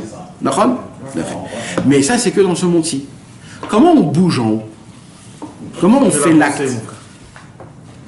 C'est que la pensée. Mais ça veut dire il n'y a plus de corps. Nathan, le matin, tu pries, t'es chez Rabbeinu. T'es vraiment chez Rabbeinu? Ouais. T'es devant le Tzirut, tu pries, t'es là-bas. Ouais. C'est ça tous les kavanotes du Harizal. Tous les kavanotes du Harizal, c'est ça. C'est que tu penses à un monde et tu vas dans ce monde-ci. Mais tu comprends que c'est la pensée en haut. C'est pour ça, quand tu fais une avéra, tu penses à une avéra, mais tu fais pas l'acte. Alors dans ce monde-ci, tu es un tzaddik. Parce que tu n'as pas fait l'acte. Ici, c'est l'acte. Asiya, tu fais pas. Mais le problème, c'est qu'après 120 ans, où tu vas passer dans un autre monde, là-bas, l'acte, il est fait. En bas, l'acte, il n'est pas fait, mais en haut, il est fait, l'acte. C'est ça qu'il faut juger du côté, parce que la pensée, ils n'auraient pas pu corriger leur mauvaise pensée. Ils auraient pu faire un migvé. Non, mais eux, bien sûr qu'ils voulaient. Mais tant que je fais pas d'acte, c'est pas une avéra. Mais ils ne pouvaient pas corriger leur mauvaise pensée. Mais ils veulent pas corriger. Moi, je veux aller en fantasme. Moi, laisse-moi partir. C'est quoi la drogue, mes amis? C'est ça. L'addiction. C'est ça. C'est quoi la drogue? Pourquoi c'est interdit, la drogue? Qui n'est pas à toi. Tu sens des choses qui ne t'appartiennent pas. C'est volé, tu vois. Tu voles des trucs. Tu es dans un endroit où tu n'as pas le droit d'être. Tu es dans une sensation qui est haute, mais qui t'appartient pas. Tu dois pas être là pour l'instant. Donc tu vas dans un endroit qui n'est pas chez toi. C'est comme si tu rentres dans une maison de quelqu'un sans rien. Tu rentres et tu rentres dans son lit et tu dors. Mais il y en a qui trouvent Hachem là-bas. Mais non. Non, dans la tchouva, je parle. Mais Si un mec qui fait ça, tu peux trouver Hachem. Qui va te chercher de là-bas, je te parle. Je te parle pas de tu vas chercher de là-bas. Non, ça c'est une pitié, une miséricorde. Ça t'es rentré en effraction chez quelqu'un et t'a dit si lui il est rentré en effraction chez moi, c'est qu'il est dans un vrai problème, je vais m'occuper de lui. Dans la cave. il y a des gens. Non, il y a. Hachem dans la descente. Non, il y a aussi.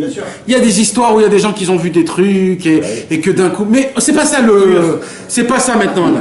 Tu vois, regarde Dov. On a parlé de ça, on est arrivé dans une. Ah ouais, j'ai envoyé. En 2 secondes, la pensée. T'as vu, c'est quoi la pensée? Dis qu'à un moment t'es arrêté, qu'il est dans 5 lignes, il y a. Moi, je vais pas l'oublier. Et tu te retrouves au Seychelles, tu te dis purée, où je suis? Mais ça a duré une seconde. Il faudrait que tu prennes pour comprendre qu'est-ce que c'est. Ah mec, ça fait 4 mois que t'as pas servi, t'as dit quoi? J'ai pas compris. C'est quoi? Quelle prière t'as prié? C'est quoi Modim? Aïe. Top mes amis, ce sera Raval. Alors maintenant donc c'était quoi le ridouche là pour l'instant qu'on a vu mes amis? C'est que tous les gens, ils ont fauté que par la pensée, en se disant tant qu'il n'y a pas d'action, il n'y a pas de problème. Alors je me laisse aller dans la pensée. Mais qu'est-ce qu'ils ont fait? Alors ils ont fait quoi? Ils n'ont pas sali Chazvé Shalom, je sais pas quoi. Ils ont sali qu'une seule chose, leur Neshama. Donc leur Neshama grandissait, on va dire, parce que ils avaient des bonnes actions. Ils grandissaient. Mais plus la Neshama elle grandit, plus le sale il grandit. Vous comprenez comment c'est? Ça veut dire plus t'es tzaddik et que tu t'entretiens pas ton âme, tu deviens encore plus sale. Parce que tu gonfles ta... Quand t'es pas tzaddik, ta neshama est petite. Donc ta saleté, elle est là, mais elle est petite. Mais quand ta neshama, elle grandit, parce que tu fais des bonnes choses, dis amen, donc ta neshama, elle grandit, donc ta saleté grandit.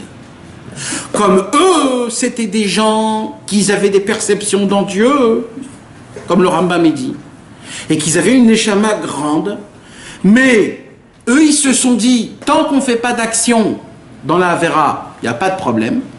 Donc ils se sont laissés aller dans la pensée. Qu'est-ce qu'ils ont fait? Ils ont sali leur neshama d'une saleté comme il n'y a jamais eu au monde. Et là, il y a eu un nouveau concept que la majorité des êtres humains sur planète Terre, ils ont tous une neshama sale et grande. Et ça, c'est très grave. C'est un mélange de Tov et de Ra comme il n'y a pas dans le monde. Il n'y a pas plus grave que ça. Alors, qu'est-ce qu'il a dit, Noir? La Kadosh Baruch Hu, il a dit, un Noir va créer une arche. C'est quoi l'arche que tu dois créer normalement? Ça veut dire quoi? En lui disant, je veux faire descendre un déluge. Ça veut dire quoi? Ça veut dire à Kadosh Baruch Hu, il a fait un remez à Noir de dire, Dieu va envoyer un déluge. C'est quoi un déluge? Il va laver le monde pour que eux comprennent qu'ils doivent aller se laver dans un mikvé. C'était ça tout le message pendant 120 ans. Mais ils n'ont pas compris. Ils n'ont pas compris. Akadosh Baruch Hu, il a dit, si c'est ça, je vais faire tremper mon monde dans un mikvé. Il a fait faire descendre 40 jours une pluie d'en haut et d'en bas. Combien de CA il faut dans un mikvé? Combien de quoi? 40. Les 40 CA d'un mikvé, c'est les 40 jours du mikvé qui est descendu du ciel pour purifier tout le monde, tous les êtres humains, toutes les neshamot, tout ce qu'il y avait dans tout. 40, il a plus 40 jours. 40 jours. Et il y a 40 CA dans 40 CA dans le mikvé. Le mikvé, c'est Akadosh Baruch Hu a fait que ce monde est parti au mikvé. Même la terre, même les animaux, tous. Et là, la question qu'on pose, écoutez comment ça va très haut. Si c'est ça, c'était qui? Les animaux qu'il a fait rentrer dans l'arche. Apparemment. Il a été au mikvé. Eh oui, apparemment. Le Noir, il n'a pas été au mikvé. Alors, Noir, on va dire, il était pur.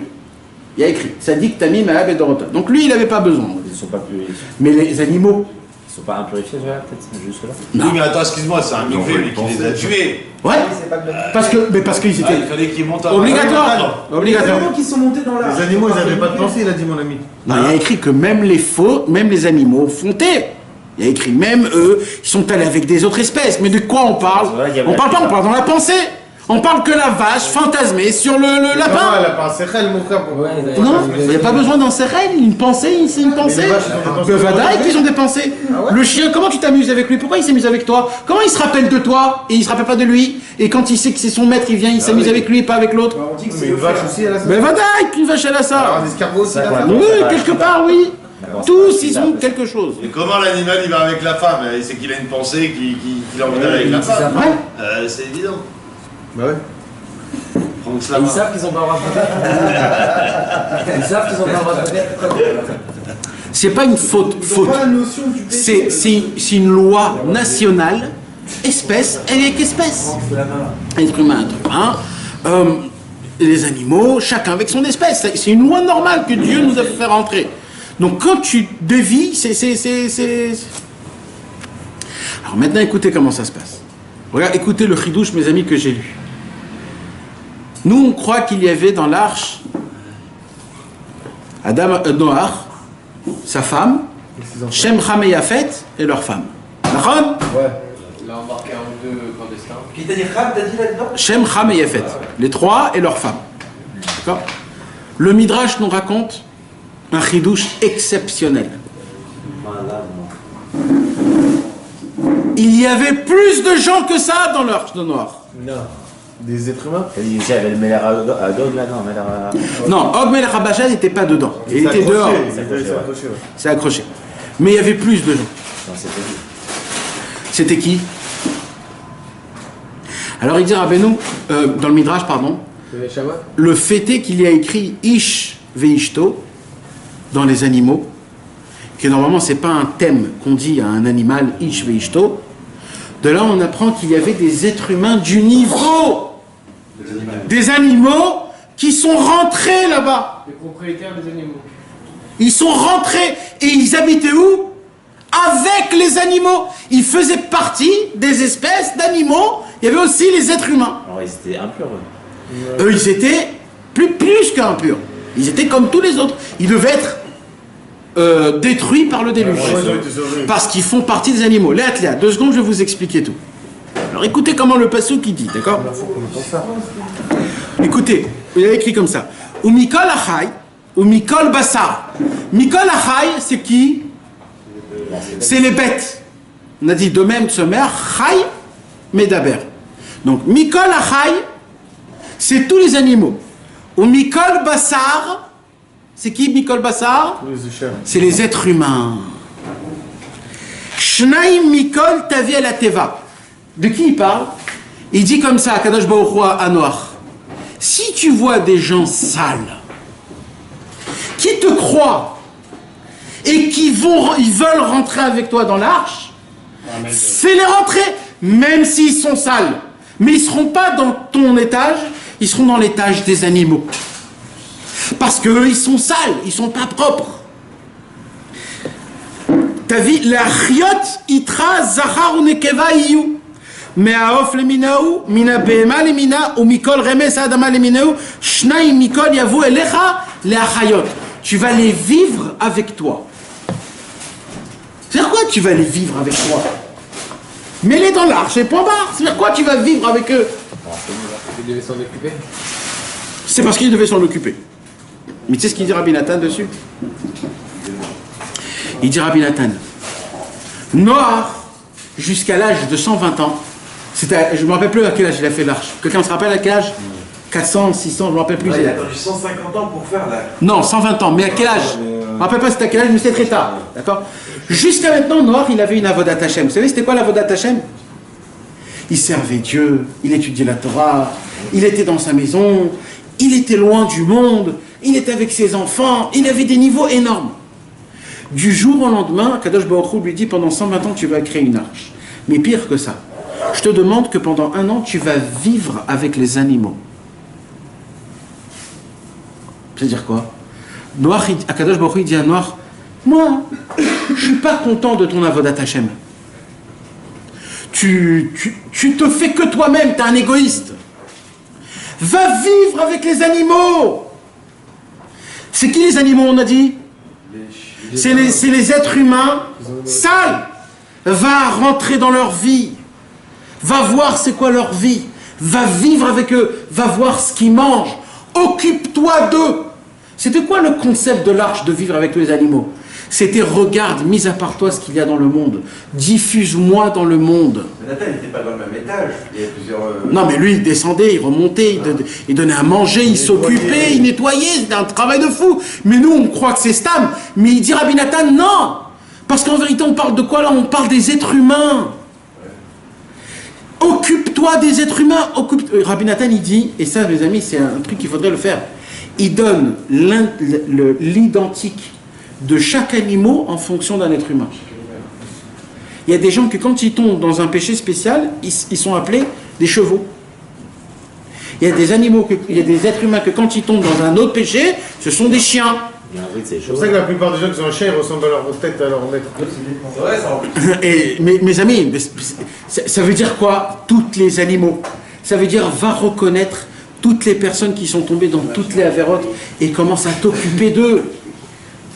Occupe-toi de ces gens-là, parce que le concept, c'est pas de rester propre à toi-même, c'est de rester propre et de faire les gens propres, de les amener vers la Torah, de les faire reconnaître la Torah. Il faut avoir un niveau un peu.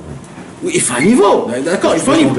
Non, mais d'accord, le niveau, il n'y a pas de problème, mais le Inyan, c'est que ça existe, parce qu'on a dit que c'était à cause de quoi que le monde, toujours il détruisait. C'est qu'il n'y avait pas de concept de tzaddik. Et maintenant qu'il y a un concept de tzaddik, il ne diffuse pas. Alors Dieu, il lui a dit, j'en peux plus, tu ne diffuses pas. Donc il dit là, en fait, pourquoi je t'ai demandé d'amener tous les animaux dans une arche et que tu t'occupes d'eux? C'est pas d'afka des animaux, c'est des êtres humains, mais qui sont allés à la faillite totale, qui sont tombés dans des fautes totales. Un homme qui est tombé dans l'argent, d'accord? Dans le poker, dans le truc comme ça, qui n'arrête pas. Lui, il est dans un niveau où avec lui, il faut lui parler de cette manière, comme ça. Un mec, il veut se suicider. Tu ne peux pas lui parler la même parole de lui à lui.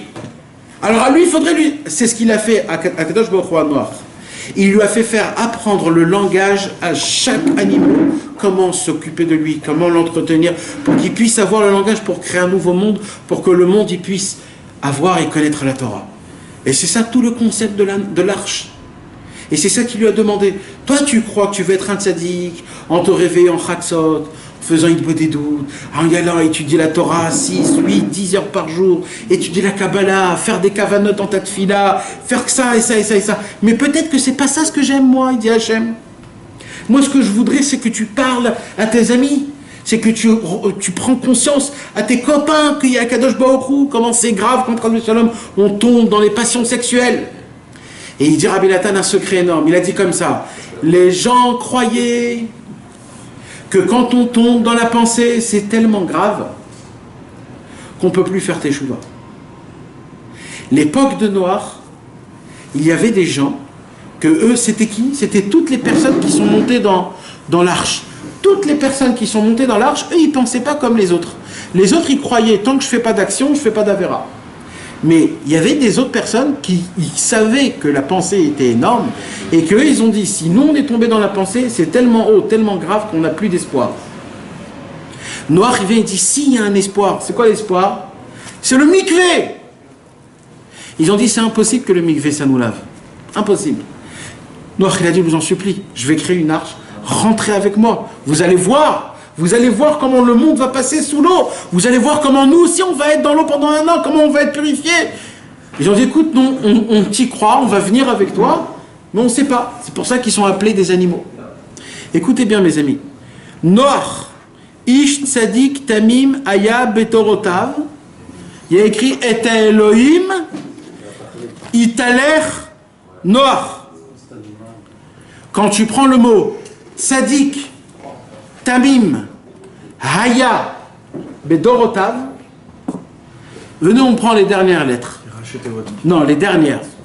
Tzadik, Tamim, Haya, Bedorotav. Ça fait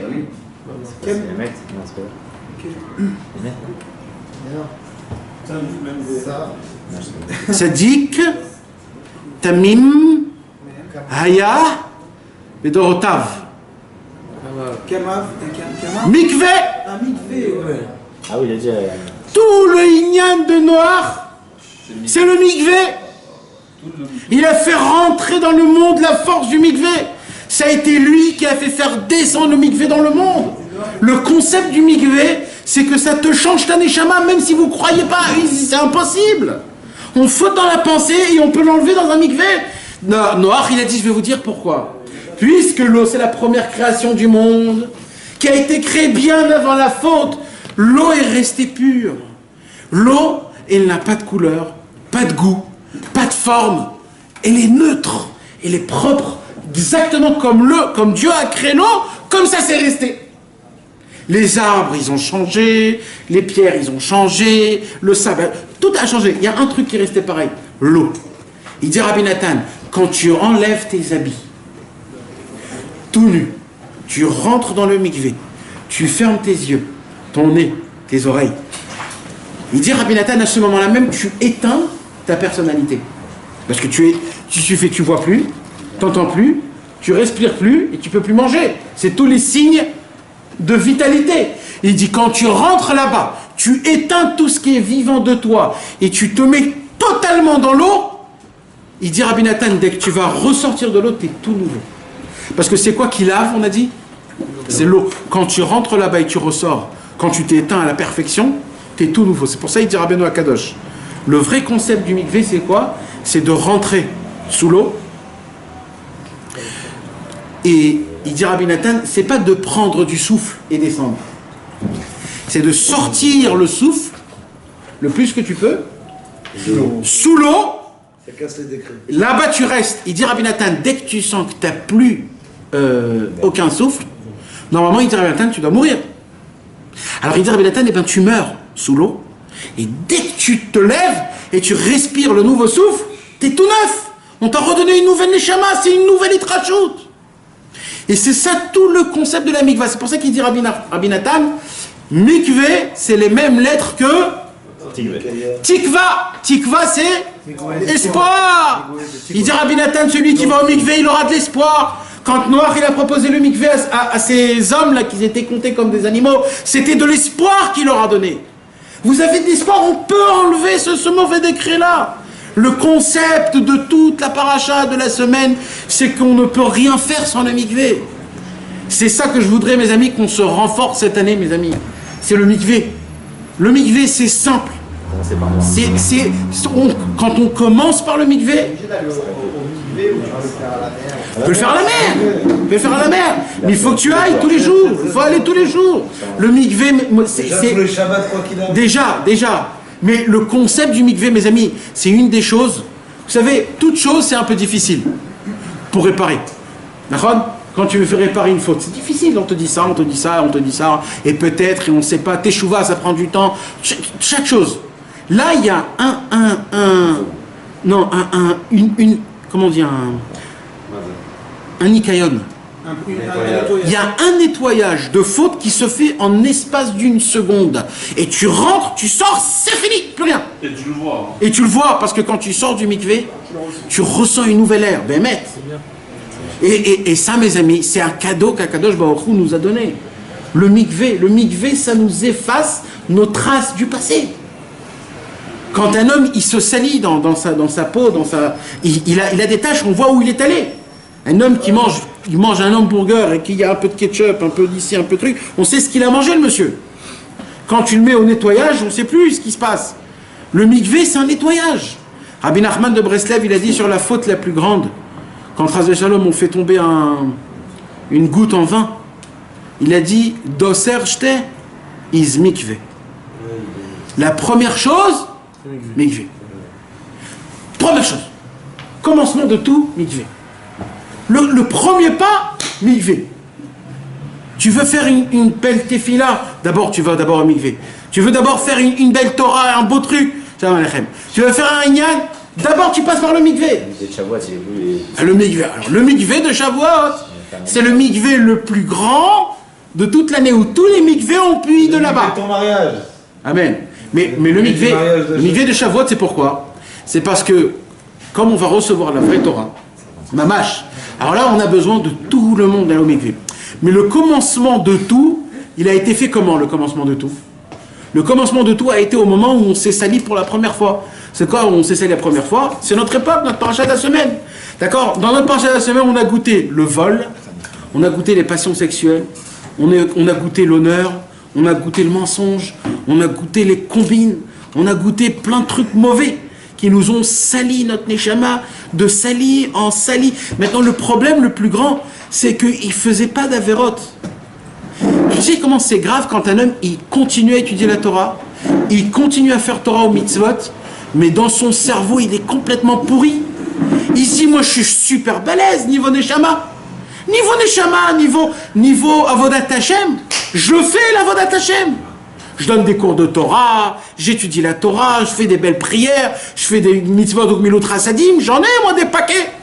Ouais, mais il y a un problème. Ton cerveau est complètement sale.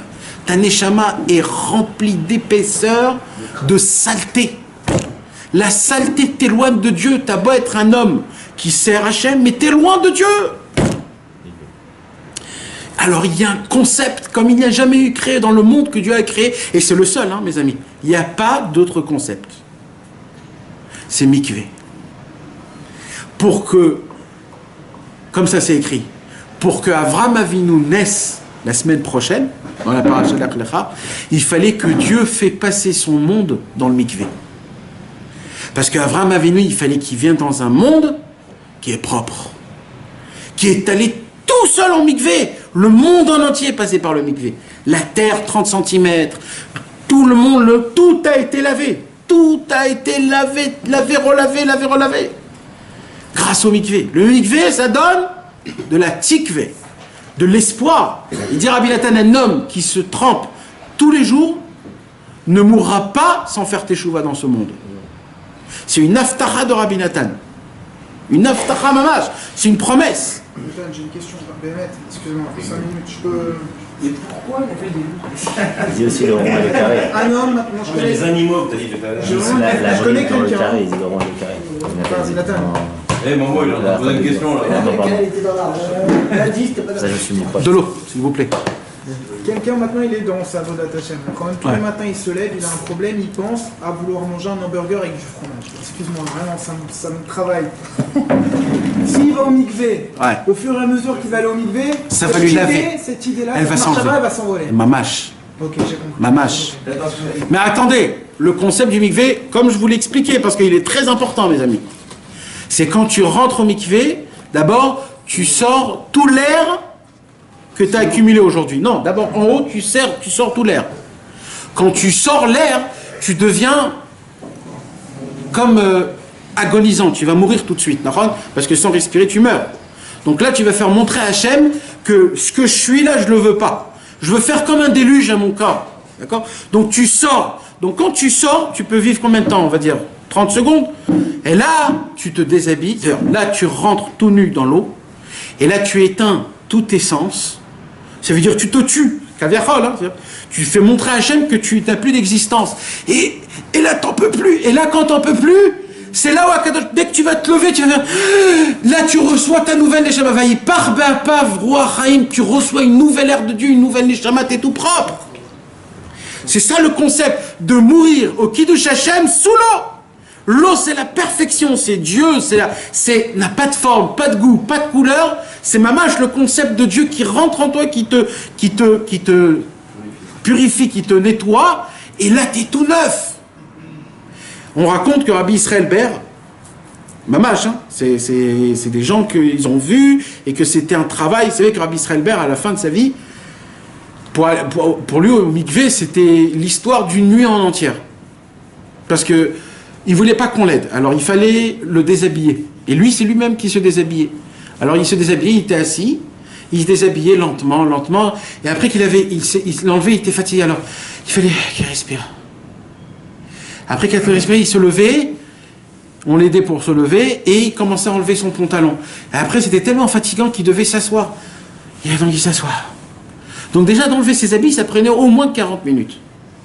Après, on le venait, et il allait se tremper au mikvé. Alors maintenant, comment ça se passait au mikvé ? Il y avait un chaver qui descendait avec lui au mikvé. Et maintenant, Rabbi Israël, il ne pouvait pas tenir sur ses jambes. Alors il se tenait sur la barre, mais tout son poids était sur la main. Donc c'est fatigant. Maintenant, la naga de Rabbi Israël, c'était de se tremper Sans rien. Non, en attrapant la barre dans l'eau, mais mamache, jusqu'à plus de respiration, mamache. Donc c'était des fois 1 minute et demie. Donc quand il se levait, il était tout violet, il faisait... Donc ça lui prenait... Et Rabbi Israël, il se trempait 310 fois tous les jours. Donc 310 fois avec une afsaka de 3-4 minutes entre chaque, et plus ça passait, plus c'était 5 minutes, 10 minutes, 20 minutes, 30 minutes, à la fin, c'était une histoire d'une nuit en entière dans l'eau, et toutes les nuits. Attends, 310 jours, il rentrait, c'était dans 310 fois. Ouais, 310 fois. Pourquoi Ah ouais. Comme ça. Tous les jours. Tous les jours. Et 300, tu t'imagines le travail que c'était? La première chose, quand Rabbi Israël, il était en maison de retraite, alors il était là-bas, le pauvre, tout seul. Et après, quand les Chaverim, ils sont venus, ils l'ont vu, etc., ils lui ont dit, il était tellement, Rabbi Israël était tellement gentil et chaleureux, etc. Alors, un jour, les Chaverim, ils lui ont dit, qu'est-ce qu'on peut te faire de Tova, une bonté pour te remercier du bon accueil? Il a dit, si vraiment vous voulez me rendre une Tova, prenez-moi un mikvé. Et tu savais, les amis, vous croyez que c'était simple de faire sortir Rabbi Israël? D'abord, tu ne peux pas faire sortir un vieux d'une maison de retraite. Alors, il y avait un autre tzaddik qui s'appelait Aaron Patz, que lui-même était handicapé. Il venait prendre Rabbi Israël à l'âge de 100 ans, handicapé, c'est-à-dire 2 handicapés, et il le faisait sortir de la fenêtre à 3 heures du matin, pour pas qu'on découvre qu'on le prend, et il le prenait, et il l'amenait au mikvé, mes amis.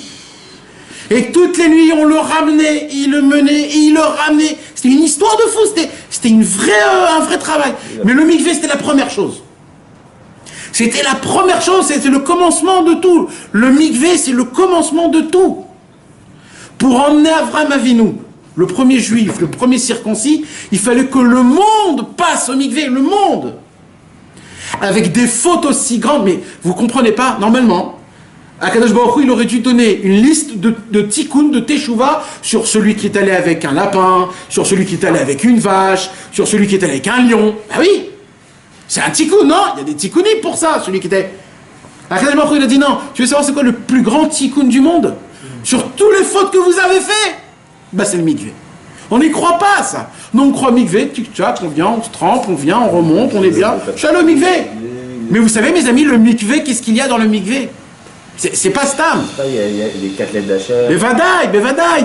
C'est les 10 Yud, du Yud Kevavke, du Aïn Bet, du 72, c'est les 40 CA, c'est des choses qu'on... Mikvé, c'est le même lettre que Koma. Koma, c'est pas un étage, une postérure. Comme ça on dit. Une posture. Ouais. Koma, c'est une posture. Posture, c'est comme une armure. C'est, comment on dit, c'est présentable, c'est très... C'est comme le Chut Hashidra, comment on dit? La ligne de nid, quoi. La colonne vertébrale. Si t'as pas le mikvé, t'as pas de colonne vertébrale. Rabbi Nathan, il dit une autre parole. Il dit, vous savez, un homme, il dort la nuit. Quand un homme, il dort, la neshama, quelque part, elle dort aussi. Comment elle dort? Elle va en haut dans le monde d'en haut. Et là-bas, elle est vivante, mais en bas, elle... Et il dit, quand le corps se réveille, qui te dit que l'âme aussi se réveille? Peut-être l'âme aussi, elle n'est pas revenue. Il dit, Rabbi Nathan, tu veux savoir, c'est quand l'âme, elle se réveille? Après mikvé. Après mikvé, l'âme, elle dit, le corps est propre, je descends. Avant, t'es même pas sûr. Avant, il y a une petite... mais le vrai du vrai, Emet, c'est quand tu vas au mikvé, parce que sinon avant, là, n'est jamais dit, mais tu pues, espèce de corps, va. Tu pues. Je peux pas rentrer dedans. Il faudrait, en fait, l'idéal, c'est de faire un mikvé tous les jours. Oui, mais évidemment, ça se pose... Mais maintenant... Plus que ça, tu sais, les Chassidés de Breslev, il y avait un minag comme ça, qu'à chaque fois que tu passes à côté d'un mikvé, tu vas te tremper. Comment il faisait Noah à l'époque, la Noah? Quand t'as dit que c'est lui qui a fait le concept du mikvé, comment il faisait lui pour se tromper dans le mikvé, pour faire le mikvé? Lui, Le mec, il a pas écouté le cours, il pose la question à la non, lui, il a créé le concept du mikvé, et le mikvé qu'il a fait, c'est le déluge. D'accord, mais lui, en règle générale, il ne faisait pas de... Le fait est qu'il était dans l'arche, c'était ça, c'est tout ça le mikvé en fait, tu comprends? Mais le concept mikvé a été créé là-bas. Avant ça, il n'y avait pas le concept du mikvé. Le concept du mikvé a été créé grâce à Noir. C'est lui qui a emmené. Il a donné espoir aux gens qui disaient, si on a fauté par la pensée, c'est impossible à réparer. Noir, il a dit si. Le mikvé, tout simplement. Le commencement de tout. Et mes amis, je vais vous dire un truc.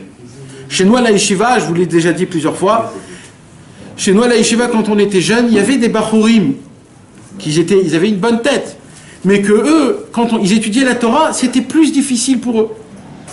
Et il y en a que quand on étudiait la Gemara, tout de suite, ils attrapaient le Inyan, tout de suite on arrivait à faire le... Et je me rappellerai, moi au début je ne comprenais pas, je me rappelle toujours le Rosh Hashanah, il me disait, toi t'es pas allé ce matin en mikvé. Et Mamash, c'était Mamash, je le voyais, Mamash. Quand tu vas pas au mikvé, tu peux pas capter la Torah. Tu le captes, mais c'est sale. C'est comme si tu bois un peu d'eau avec dedans un peu de saleté, voilà. Ça va te tuer? Non. Mais c'est sale. C'est horrible. Tu veux boire de l'eau minéralime, mais Eden, comme il faut, ben c'est le mikvé, le vrai mikvé. La Torah, elle reçoit, elle est propre. C'est propre. Le mikvé, ça te donne, c'est quelque chose d'énorme. Vous savez, on a raconté aussi sur Rabbi Israël et le mikvé, mes amis, on peut raconter Béhémet, ça c'est une des choses où on peut raconter des heures et des heures d'histoire. Il y a un homme qui s'appelle Rabbi Zadvil et raconte, c'est filmé sur YouTube, si vous voulez. Il habitait à Givat Shaul. Givat Shaul, c'était juste l'époque où Rabbi Israël est passé de marcher à la chaise roulante. C'était à l'époque où ses jambes ne le tenaient plus. Il a dit, je me rappelle, il dit Rabbi Zenville, il y a une chose qui m'a marqué chez Rabbi Israël. Il a dit, c'est que tous les jours à 3 h du matin, on voyait un vieux qui descendait à 4 pattes, qui marchait à 4 pattes dehors pour aller au mikvé. Il ne pouvait pas marcher avec ses pieds. Alors il a dit, à cause que je ne peux pas marcher avec mes pieds, je ne vais pas aller au mikvé. Il marchait à 4 pattes dehors, à 4 pattes, mes amis. Un vieux de 100 ans, il marche à 4 pattes pour aller au mikvé tous les jours. C'est un truc de fou quand même. On a dit qu'il restait 15 minutes. C'était la première fois après qu'il est sorti de... C'était avant. Ça, le de Givat Shaul, c'est avant. Ouais.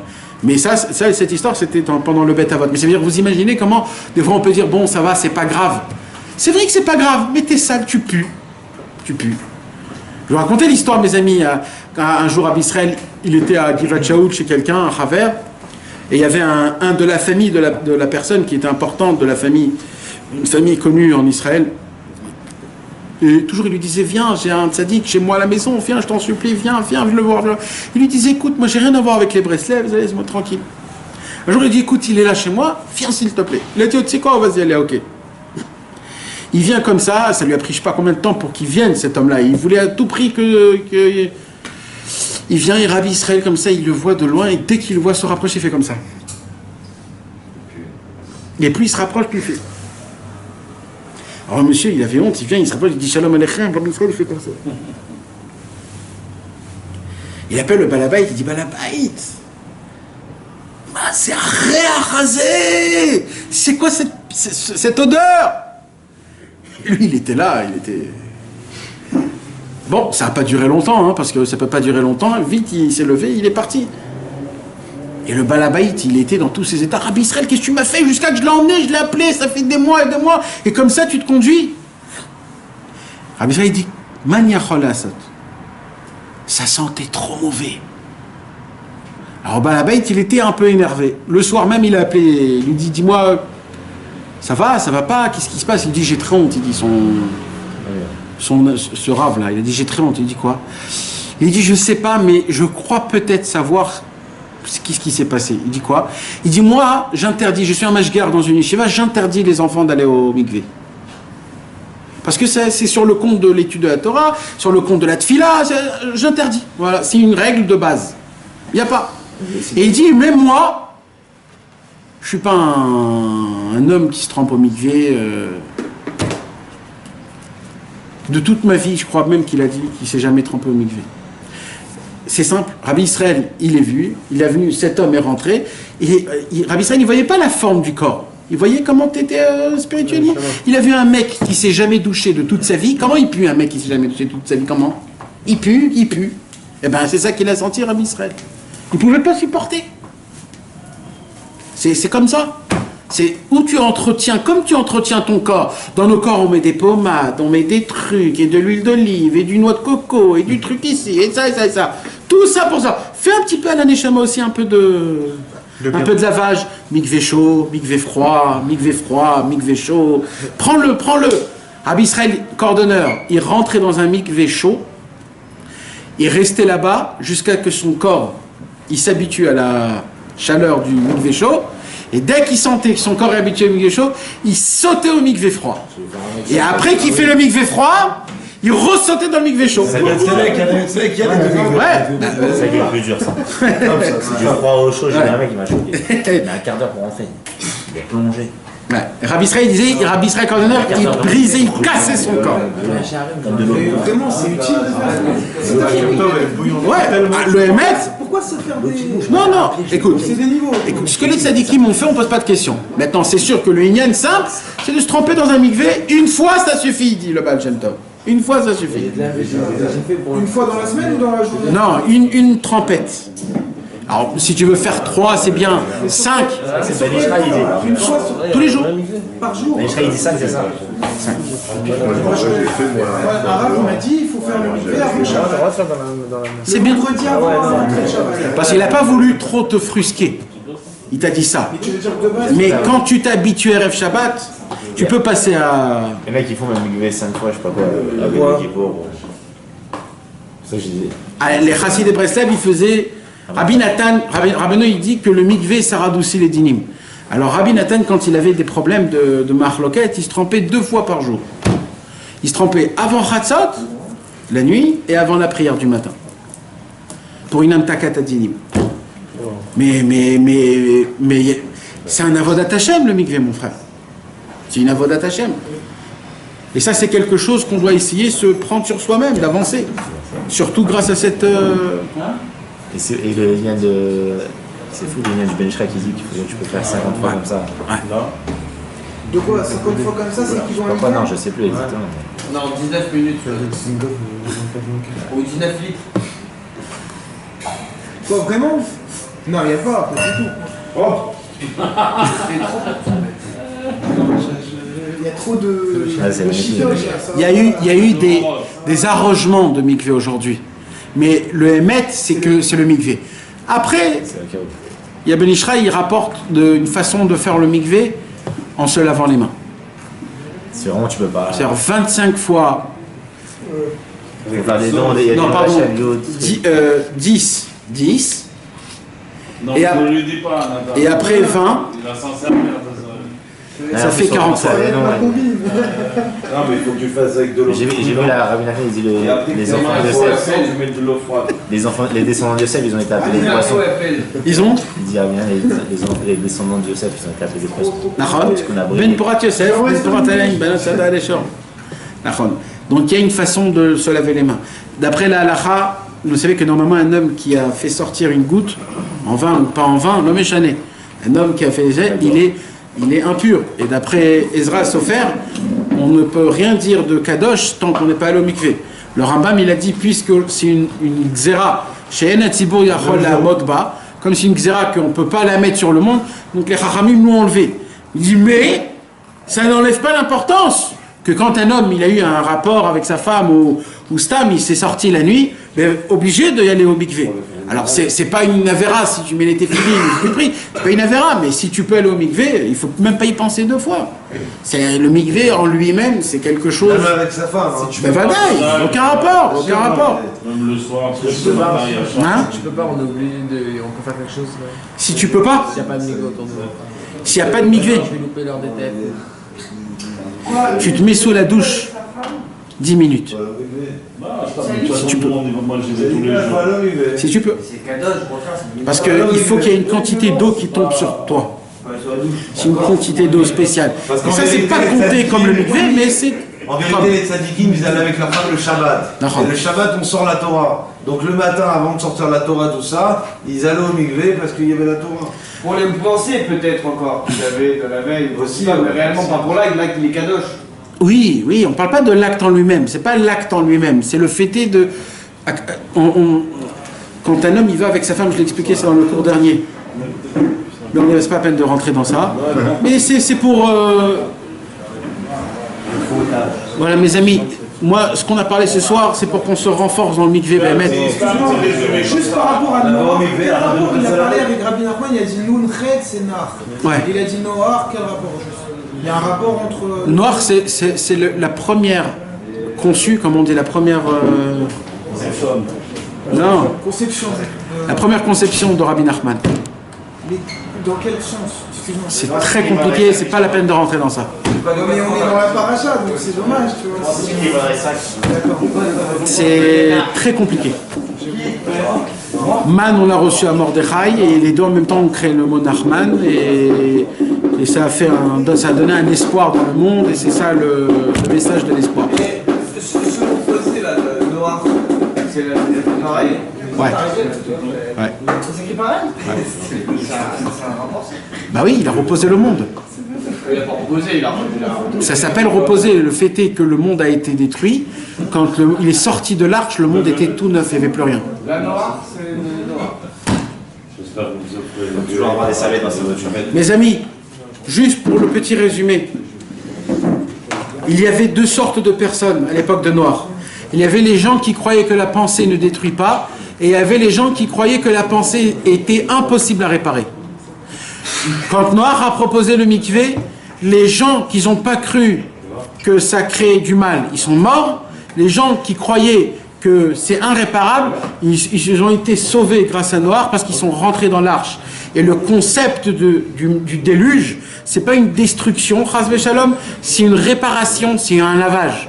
Le secret, Tzadik, Tami, Maya, Bedorotav, Sofotevot, Mikvé. Le concept du mikvé de Noir, c'est qu'on a la possibilité de pouvoir tout laver, notre écorce, nos saletés, grâce au mikvé tout simplement. En essayant, en réfléchissant que dans le mikvé, je m'éteins tout en entier, mes yeux, mes oreilles, ma bouche, mon nez, je ne respire plus, j'entends plus, je ne vois plus. Et grâce à ça, qu'est-ce qui se passe? Je vais rentrer, je vais mourir dans la chose qui est la plus propre, la première création du monde, et c'est ça qui va me rendre tout neuf, tout beau, tout propre. Il y a 7 niveaux de mikvé, c'est ça? Il y a 7 niveaux de mikvé. Il y a 7 niveaux de mikvé, ouais. Le Mayan, le top niveau, c'est le Mayan. C'est l'eau qui sort de la terre. De la terre. La pierre, de la terre. Mais Zrat Hashem, Kadosh Baruch Hu nous donne la force de pouvoir maintenir le mikvé, de se renforcer, d'être fort, Bezrat Hashem. Il a tout compris encore.